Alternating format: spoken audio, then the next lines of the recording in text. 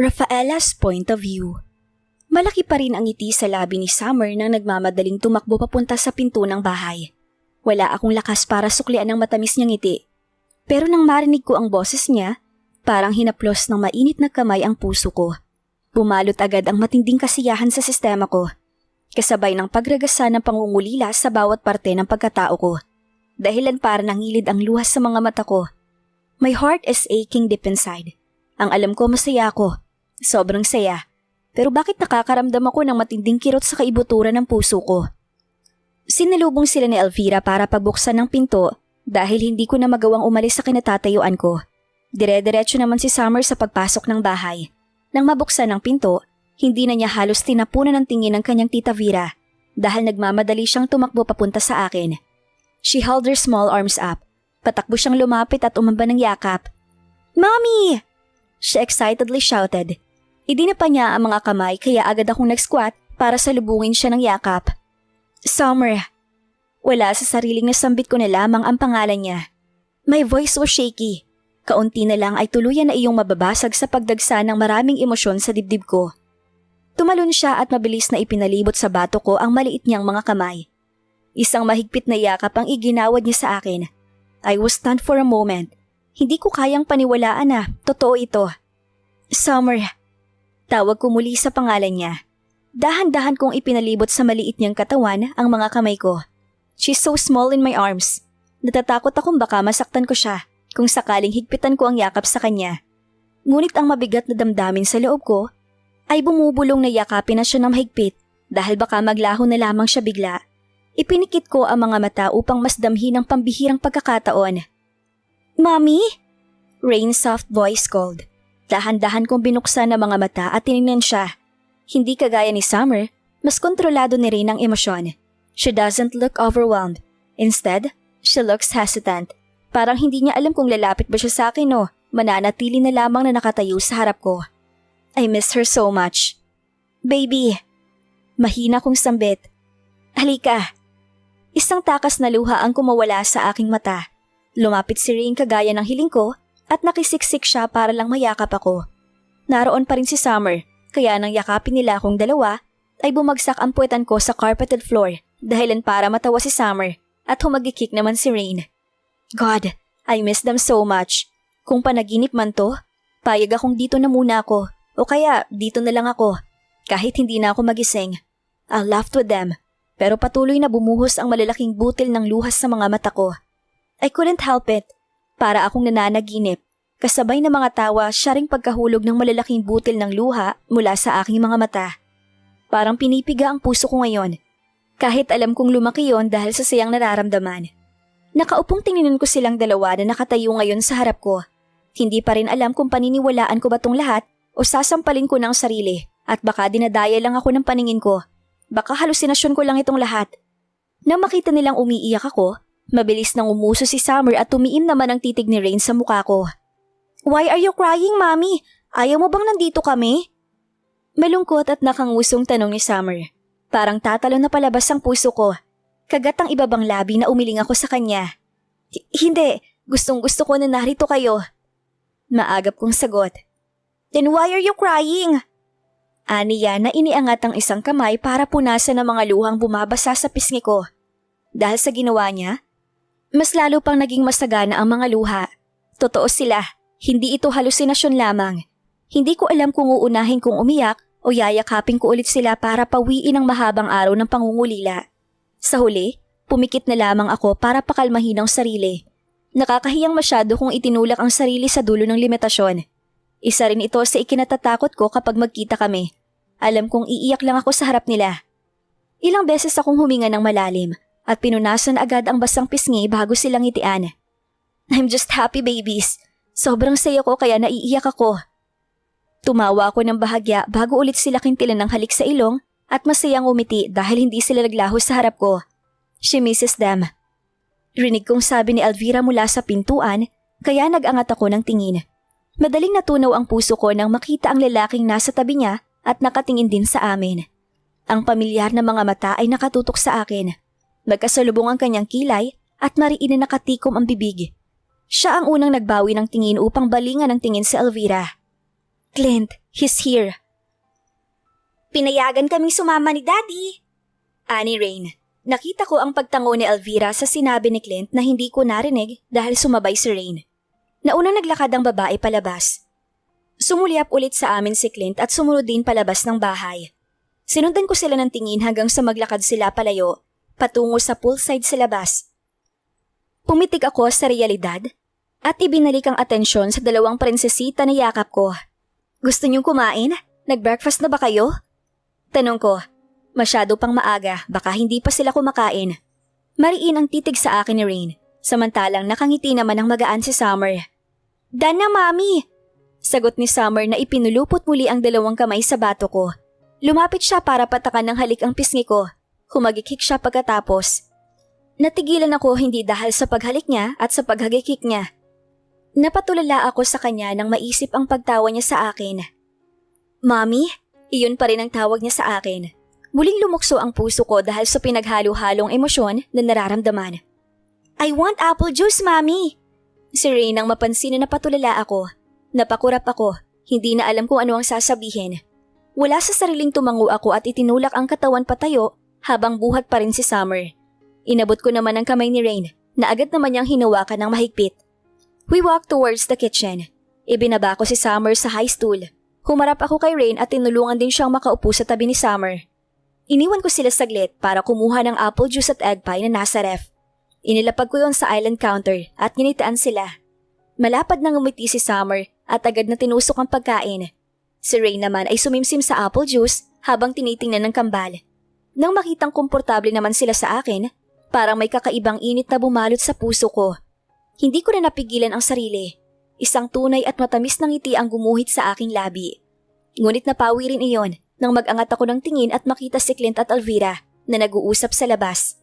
Nakatalikod sa amin si Clint, samantalang bahagyang nakaharap sa amin si Elvira. Kaya kitang-kita ko ang pagtawa niya, kasabay ng pag-iling. Hindi namin maririnig ang pinag-uusapan nila, pero malinaw kong nakikita ang pagngisi at paghalakak ng babae na para bang natutuwa siya sa mga sinasabi ng kausap. "Sasama ka ba sa amin pa uwi, Mami?" Pukaw ni Summer. Unti-unti kong ibinalik ang tingin sa bata at sandali pang nawala ng isasagot. Hindi ko alam kung bakit sila narito. Hindi ko rin inaasahan na pupunta sila rito. Marami ang gumugulo sa isip ko ngayon, pero mas lalo naman akong hindi mapakali sa dami ng emosyon na bumabalot sa akin ngayon. "Of course she will, Summer!" Maagap na sagot ni Rain nang wala silang makuhang tugon mula sa akin. Napatingin ako sa kanilang dalawa. "She will come home with us. Kukunin natin si Mami, hindi ba? Hindi tayo uuwi hanggat hindi natin siya kasama." Wala sa sariling umawang ang aking bibig. My mind suddenly went black. My throat went dry. Para akong sinilaban ng apoy nang tumingin silang dalawa sa akin. At hinintay ang sasabihin ko, pero wala akong maisatinig. Naguguluhan pa rin sa mga nangyayari. Dahan-dahan na nawawalan ng lakas para magpatuloy, kaya huminga ako ng malalim upang kalmahin ang sarili. Nang makitang hindi ko magawang sumagot ng maayos, kumunot ang noo ni Summer at gumuhit ang pag-aalala sa kanyang maamo muka. "Ayaw mo na sa amin?" Ibinaba ni Summer ang hawak na kubyertos at nakangusong tiningnan ako sa mga mata. Hindi." Utal kong sagot. Bumalot ang kakaibang takot sa puso ko nang unti-unting mapalitan ng lungkot ang kaninang masayang emosyon sa kanyang mga mata. "Then why are you not coming with us?" Mababa ang boses na tanong niya. Tila kinokonsensya ako dahil epektibo. Inilipat ko ang tingin kay Rain. Baka sakaling may maisagot ako kapag siya ang tiningnan ko, kesa kay Summer. Pero seryoso at malamig na tingin lamang ang iginawad sa akin ng bata. Nakakakiling pabahagya ang kanyang ulo at hinihintay ang sagot ko, kaya mas lalo akong nawalan ng boses. Hindi ko maintindihan. Natatakot ako sa mga tanong na bumabagabag sa isip ko ngayon. Pero nang bumuka ang bibig ni Rain para magsalita, natuon na roon ang buong atensyon ko. "Uwi ka na sa amin." Maliit at marahan na turan niya dahilan para bumagsak ang depensa ko sa lahat. "Daddy missed you." Ani Summer na pinaresan niya pa ng malungkot na ngiti. Mabilis na kumalabog ang puso ko dahilan para sumakit na naman iyon bigla. "We really want you home. We couldn't sleep at night because we miss you so much, Mami Rafaela." Mahina ngunit klaradong saad ni Rain. Hindi ko alam kung ano pang nararamdaman ko. Parang lumobo ang puso ko sa loob dahil sa pagtawag ni Rain sa totoo kong pangalan. She smiled. I like your name. Dagdag niya pa. Rafaela is Sleeping Beauty's real name. Your name is a princess name, Mami. Mami Rafaela? Iniangat ko ang isang kamay para lamang haplusin ang pisngi ni Rain.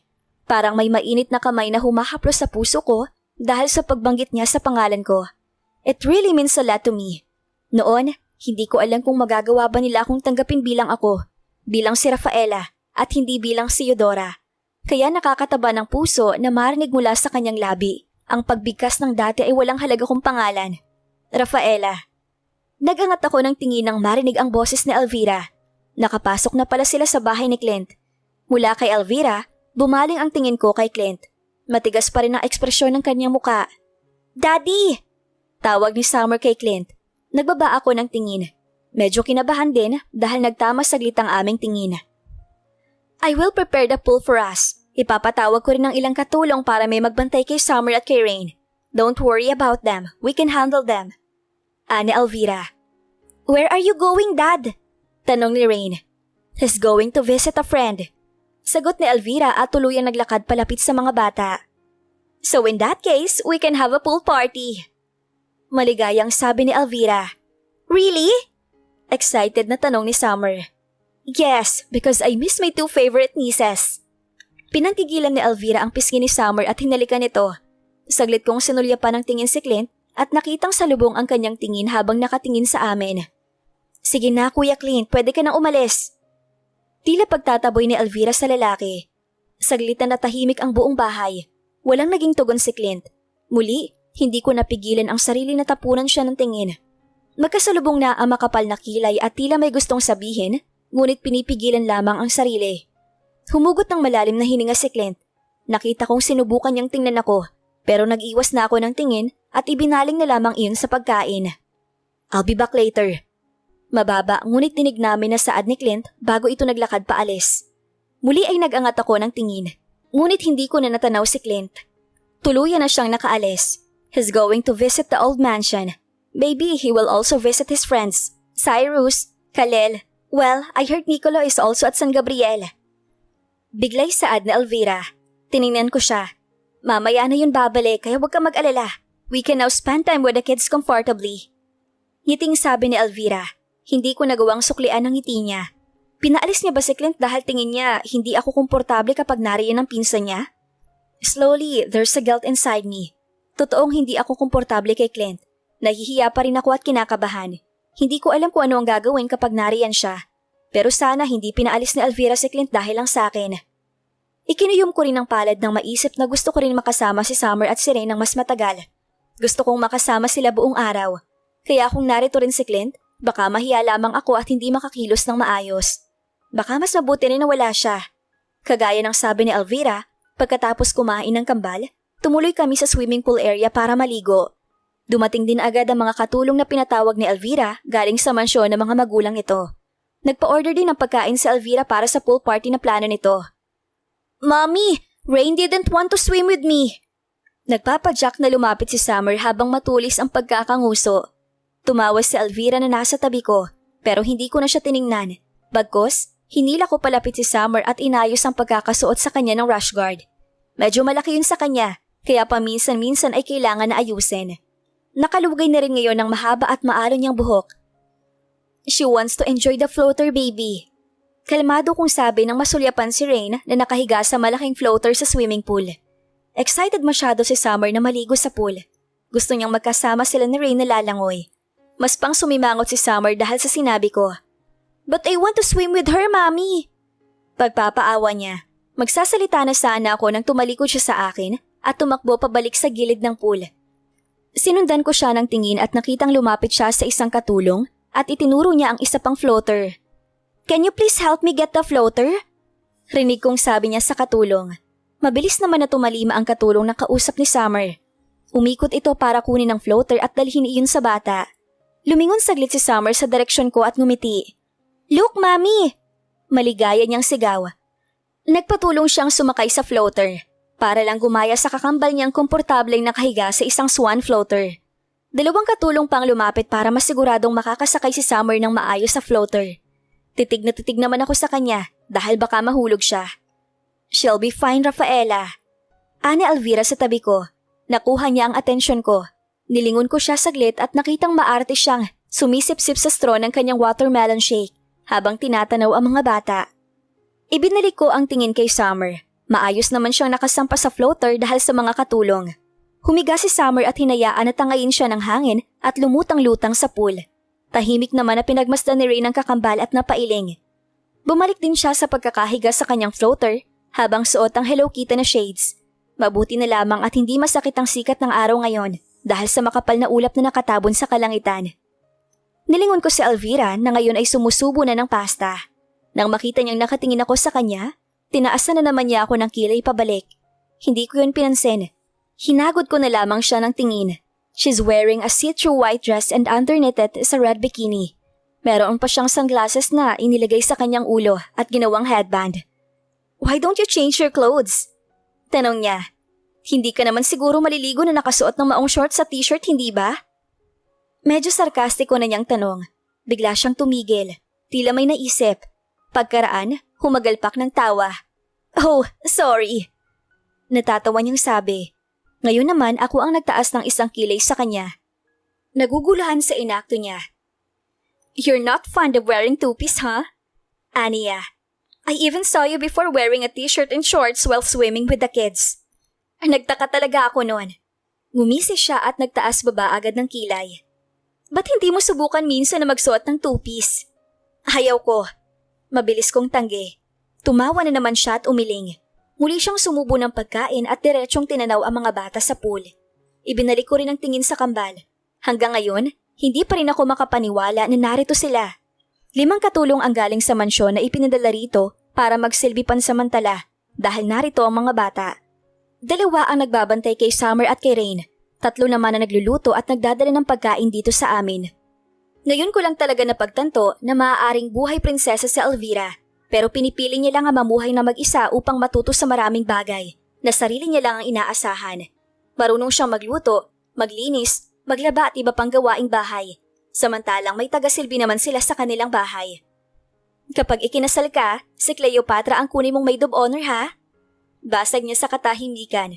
Agad na nagsalubong ang 2 kong kilay. Kunot-noo ko siyang tiningnan. "Ha?" Naguguluhan kong tanong. Hindi ko alam kung bakit bigla na lamang niya iyong sinabi. Ngumiti siya sa akin at sumimsim sa inumin. "Just in case." Nagkibit balikat siya. "Malay mo, maikasal ka, tapos kailangan mo ng maid of honor. I suggest, si Cleopatra ang kunin mo. Hindi ba nagkakilala na kayo nun? She's a nice person, kaya dapat lang na maging maid of honor mo siya." Mas lalo lang akong naguluhan sa mga sinasabi niya.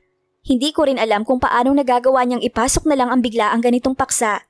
Bigla na lamang ganyan ang sasabihin niya pagkatapos ng katahimikan na namayani. Hindi ko alam kung anong sinasabi mo. Humalakhak siya nang makitang lukot ang mukha ko dahil sa mga sinasabi niya. Natigil siya sa pagtawa pero may nagbabadya pa ring ngisi sa gilid ng labi. Pumasok lang din yun sa isip ko. Aniya. Umayos siya ng upo sa sun lounger upang maharap ako ng maayos. Ibinaba niya ang hawak na plato sa kalapit na mesa at inayos ang shade na nasa kanyang ulo. "But still, I want you to promise me." Ibinaba niya ang mga paa sa bermuda at buong katawan ang iniharap sa akin. "Si Cleopatra ang kunin mong maid of honor, ha? Maybe it could help her." Dagdag niya. She cutely smiled at me. Tumayo siya at iniwan na lamang ako pagkatapos na sabihin yon. Naguguluhan pa rin ako sa mga pinagsasasabi niya. Sinundan ko siya ng tingin habang nakakunot-noo pa rin. Lumusong siya sa tubig at lumapit sa floater ni Summer para lang gulatin ang pamangkin. Natawa si Summer nang makita si Elvira. "Tita Vera!" Matinis na sigaw ni Summer nang kilitiin ito ni Elvira. Huminga ako ng malalim bago ipilig ang ulo. Gusto kong iwaksi ang mga sinabi niya. Bigla-bigla na lang ako nagkakaganyan at sa lahat ng pag-uusapan, yun pa talaga? Upang tuluyang mabura sa isip ko ang mga salita ni Elvira, tumayo ako at tumakyat sa kwarto para magpalit ng damit. Hindi ako sanay na magsuot ng mga bikini at two-piece. Pakiramdam ko, kapag magsuot ako ng ganun, para ko na rin ibinilad ang katawan ko sa mata ng mga tao. Hindi ko yan gusto. Hindi ako sanay. Kaya shorts na lamang ang kinuha ko at isang sando na itim.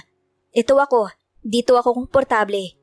Kaya nang matapos akong magpalit, bumaba akong muli para makisali sa pagkukulitan nila sa pool.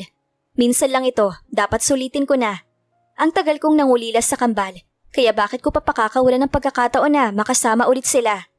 Nang makarating ako sa pool, buhat-buhat na ni Elvira si Summer habang dinadala sa malalim na parte ng pool. Nagtatawanan silang dalawa habang nakatanaw lang sa kanila si Rain na nakaupo na ngayon sa floater. Lumusong din ako at agad na lumapit kay Rain. Sabi nga nila, lahat ng bagay ay natatapos din, na maaaring maging mabait ngayon ang tadhana. Pero bukas, sisingaling ka rin sa bawat ngiting ipinahiram ng pagkakataon. Kung ngayon, maririnig mo ang musika ng masayang tawa. Bukas o sa makalawa, malalasahan mo naman ang pait ng bawat luha. Sa umaga magpapakita sa iyo ang liwanag, pero sa gabi magpapaalam din iyon at tuluyang sasakupin ang dilim ang paligid. Ganun talaga ang buhay, hindi pwedeng laging masaya. Dapat mabalanse rin iyon ng lungkot. Kaya ngayon, dapat lang hayaan kong maging masaya ang sarili kasama sila at mamaya nilang pagbabayaran ang lahat ng ngiti kapag umuwi na sila. Hinayaan kong lumipas ang oras na kasama sila. Gusto kong saglit na sumaya. Summer! Malakas na sigaw ni Rain nang tapunan siya ng tubig sa mukha ng kakambal. Inihalamos niya ang kamay at nang akmang magmumulat ng mga mata ay si Elvira naman ang gumawa nun dahilan para sumigaw na naman siya. Tita Vera! Reklamo ni Rain. Naiiling na lumapit ako sa kupulan nila at walang pag-aalangan na itinulak si Elvira na nasa gilid dahilan para mahulog siya sa pool. Agad kong binuhat si Rain at katawa-tawang lumayo sa kanila ni Summer na ngayon ay hinihila na ang kanyang Tita Vera paakyat ng pool habang tumatawa. Rafaela! Malakas na sigaw ni Elvira. Humanda ka talaga sa akin. Humagikik si Rain habang buhat-buhat ko pa rin. Nagmamadali akong pumunta sa kabilang dako ng pool, malayo sa kanila at kinindatan na lamang si Summer na natatawa pa. Ihuhulog din kita, makita mo! Muli ay sigaw niya at nagmamarchang lumapit pero ibinaba ko na si Rain para lang makatakbo kami palayo. Nakisali na rin si Summer na gusto rin kaming hulihin. Tumakbo si Summer palapit sa amin, kasabay ng pagsugod ni Elvira mula sa kabilang parte ng pool. Tumakbo kami palayo ni Rain habang magkahawa kamay. Run! Sigaw ni Rain.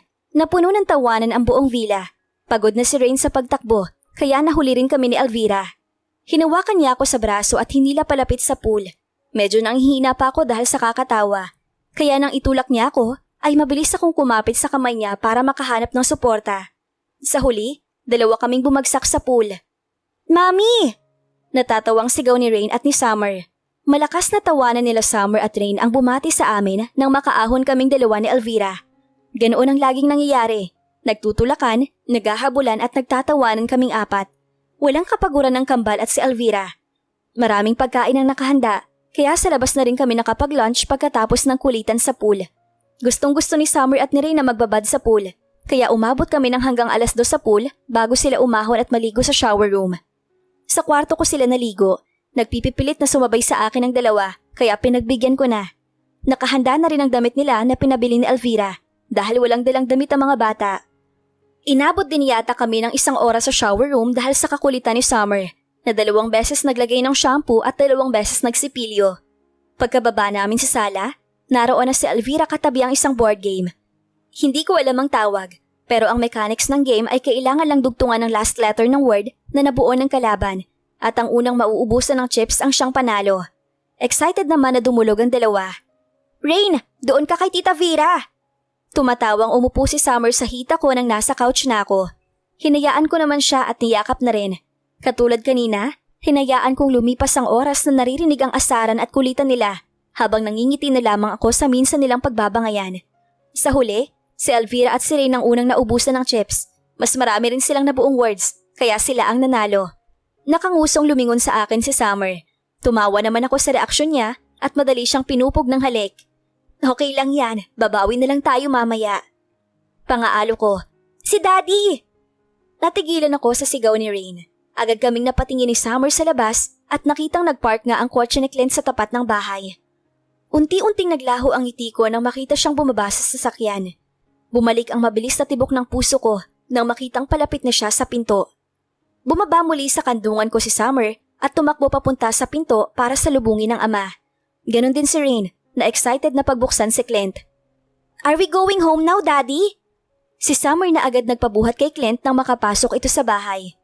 Mas lalo pang nagwala ang puso ko nang sumulyap siya sa direksyon ko. Saglit lamang yon dahil umuklo siya para buhatin si Summer. Naglakad siya patungo sa amin ni Elvira habang buhat pa rin si Summer at hawak sa isang kamay si Rain. Uuwi na kayo? Si Elvira na tumayo. Hindi ko alam kung tatayo rin ba ako o magtatanong din ba. Pero sa huli, wala sa dalawa. Nanatili akong nakaupo sa couch at hindi nagsasalita. Tiningnan ko lamang siya nang tumango siya at tipid ng umiti. It's already 5, Vera.